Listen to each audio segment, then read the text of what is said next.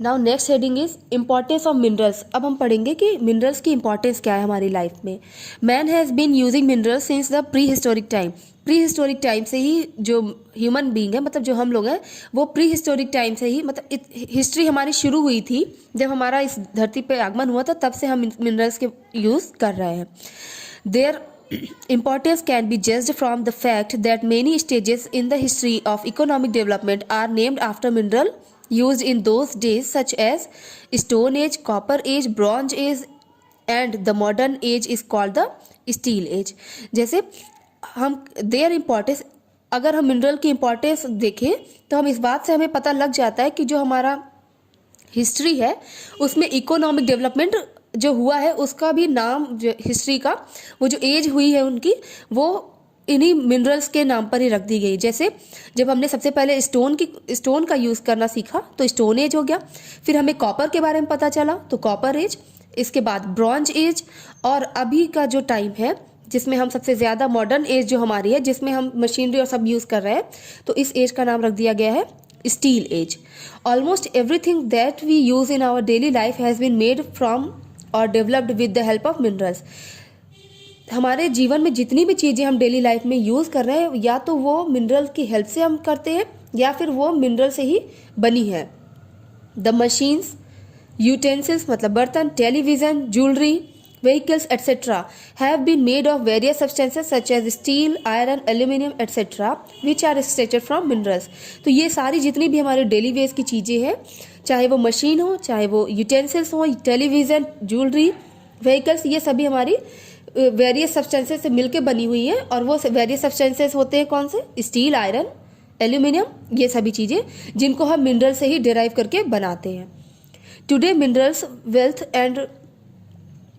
mineral wealth and rate of its consumption are considered indicators of economic advancement of a nation। आज के time में mineral wealth को जितना ज़्यादा हम यूज़ करेंगे तो ये जो हमारा यूटिलाइजेशन इसका होगा, इसका जो कंजप्शन होगा, इसको ये सोचा जाता है कि वो कंट्री उतनी ही ज़्यादा डेवलप्ड है। जहाँ पर जितना ज़्यादा मिनरल का यूज़ होगा वो उतनी ही एडवांस मानी जाएगा, उतना वो नेशन एडवांस होगा। We can not imagine industrial growth in their absence. और अगर ये चीज़ें ना हो तो हम अपना इंडस्ट्रियल ग्रोथ भी नहीं कर सकते, क्योंकि हमारी फैक्ट्रीज, हमारी technology, everything is depend on mineral. ठीक है, नेक्स्ट है क्लासिफिकेशन ऑफ मिनरल्स।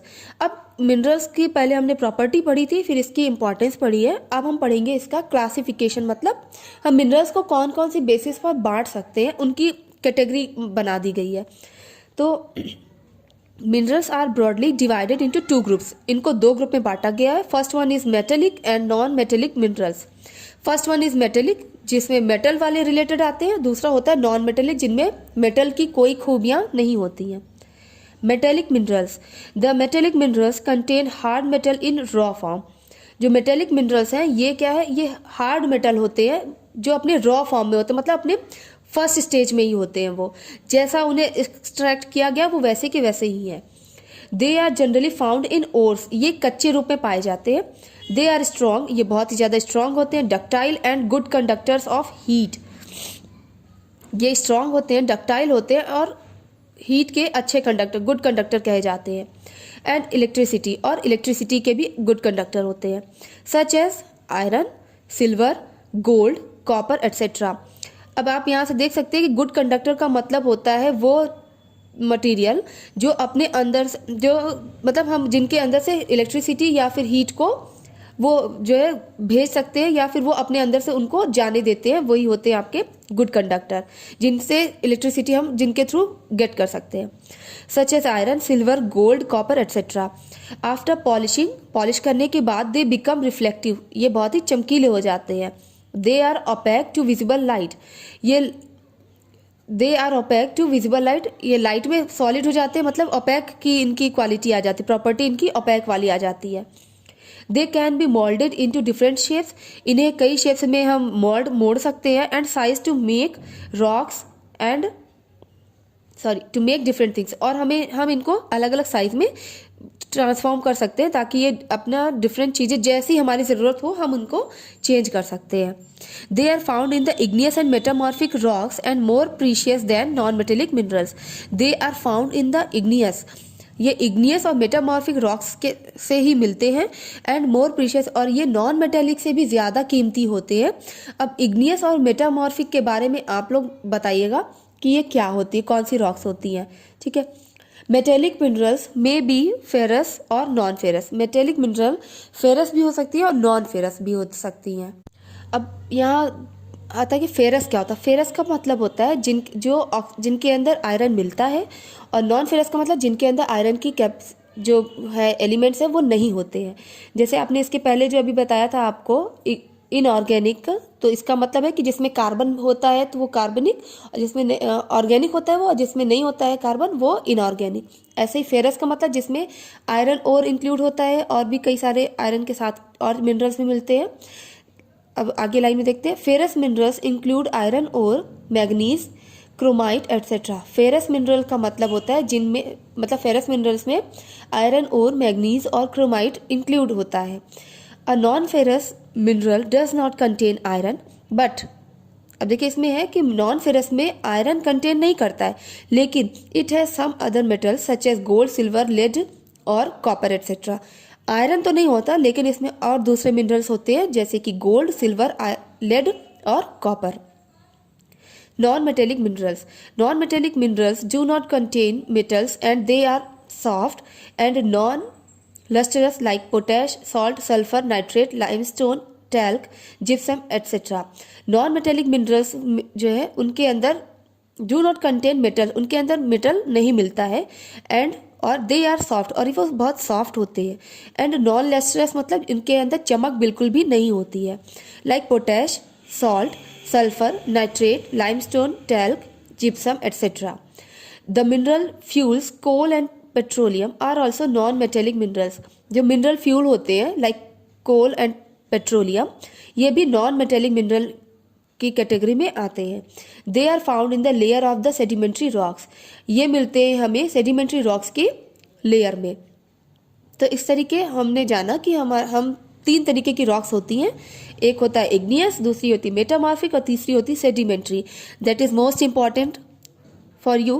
तो आप इसको जो है इसकी डेफिनेशन एक बार देख लीजिएगा कि सेडिमेंट्री, मेटामॉर्फिक और इग्नियस क्या है।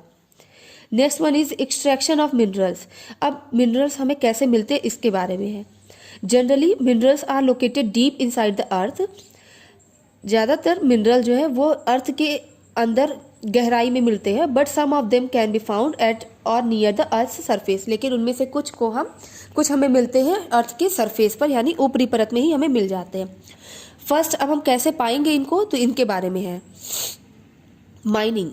The extraction of minerals from the earth is called mining. यानी जब हम धरती से मिनरल्स को बाहर निकालने की कोशिश करते हैं तो वो कहलाता है mining. Extraction of minerals are the different types. ये अलग अलग तरीके का होता है जो एक्सट्रैक्शन होता है, यानी धरती से अगर हम किसी मिनरल को निकाल रहे हैं तो उनको अलग अलग तरीके से निकाल सकते हैं। It depends on the quality and quantity of ores. ये डिपेंड करता है कि उसकी क्वालिटी क्या है और उनकी क्वांटिटी क्या है। कॉस्ट ऑफ एक्सट्रैक्शन, कि उनको निकालने पर कितना कॉस्ट आएगा। डेवलपमेंट ऑफ टेक्नोलॉजी, टेक्नोलॉजी के डेवलपमेंट में उसको कितनी हमारी टेक्नोलॉजी डेवलप्ड है कि हम उसको निकाल पाएंगे किस तरीके से। And accessibility of the mines, और कितनी माइंस हमारे यहाँ उपलब्ध हैं इस पर डिपेंड करता है कि हम कैसे करेंगे माइनिंग। फर्स्ट है open cast mining. Minerals that lie at shallow depth और are taken out by removing the surface layer of called as open cast mining. Open cast mining का मतलब होता है जब हमें ज़्यादा खुदाई नहीं करनी है, धरती के पहले ही सरफेस मतलब थोड़ी सी खुदाई पर ही हमें चीज़ें मिल जाएंगी, तो वो ओपन कास्ट होती है। मतलब जब हम अर्थ के सरफेस को थोड़ा ही रिमूव करते हैं और हमें मिनरल्स मिलना शुरू हो जाते हैं। Deep shaft mining, the process of construction of vertical or horizontal shafts to extract minerals from deep under the earth is known as deep shaft mining. deep shaft mining का मतलब या तो हम धरती के अंदर की तरफ जैसे जाके खूब बहुत ज़्यादा गहरे से मिनरल्स को निकालें, या फिर जैसे आपने टनल देखा होगा या फिर गुफा देखा होगा, इस तरीके से वर्टिकल में। ठीक है, एक तो होता है हॉरिजॉन्टल, एक होता है वर्टिकल। तो वर्टिकल का मतलब जब हम जैसे कुएं के जैसा खोदते हैं ठीक है, उस तरीके डिगिंग हो। और हॉरिजॉन्टल का मतलब होता है जब हम सुरंग के जैसे खुदाई करते हैं। तो इस तरीके से अगर हम मिनरल्स को एक्सट्रैक्ट करने के लिए इस तरीके से हम माइनिंग करते हैं तो ऐसी माइनिंग को डीप शेफ्ट माइनिंग कहा जाता है। और ये चीज़ आप क्लियर कर सकते हैं, बगल आपकी बुक में ये देखिए साइड में फिगर दिया हुआ है इससे। ओपन कास्ट माइनिंग मतलब जब हम शैलो डिगिंग करते हैं, ऐसे चौड़े चौड़े पे खुदाई करते हैं और थोड़े मिनरल जो हमें मिलते हैं वो एक्सट्रैक्ट करते हैं। डीप शेफ्ट माइनिंग का मतलब जब हम उसको अंदर की तरफ जाते हैं और फिर वहाँ पर डिगिंग करते हैं। Next one is drilling. Deep wells are dug for extracting oil and natural gas. अब ड्रिलिंग का मतलब होता है जब हम कुएं खोदना, जैसे जब बहुत ज़्यादा extracting oil and natural gas के लिए हम डिगिंग करते हैं। These are known as oil wells, और इन्हें हम तेल के कुएं कहते हैं। The process of extracting oil from oil wells is known as drilling. और जो प्रोसेस होता है extracting oil from oil wells यानी तेल के कुएं से तेल निकालना का जो प्रोसेस होता है वो ड्रिलिंग कहलाता है। नेक्स्ट है quarrying. Minerals that lie near the surface are simply dug out by the process known as quarrying. Quarrying का मतलब जब एकदम बहुत ही ऊपर की तरफ सरफेस में, अर्थ के सरफेस में बहुत पास में ही, मतलब बहुत ज़्यादा खुदाई नहीं करनी, थोड़े से ही करने पर हमें मिल जाते हैं मिनरल्स, तो वो प्रोसेस जो आपका क्वेरिंग कहलाता है। ठीक है, that's all for today, thank you. Now next heading is importance of minerals. अब हम पढ़ेंगे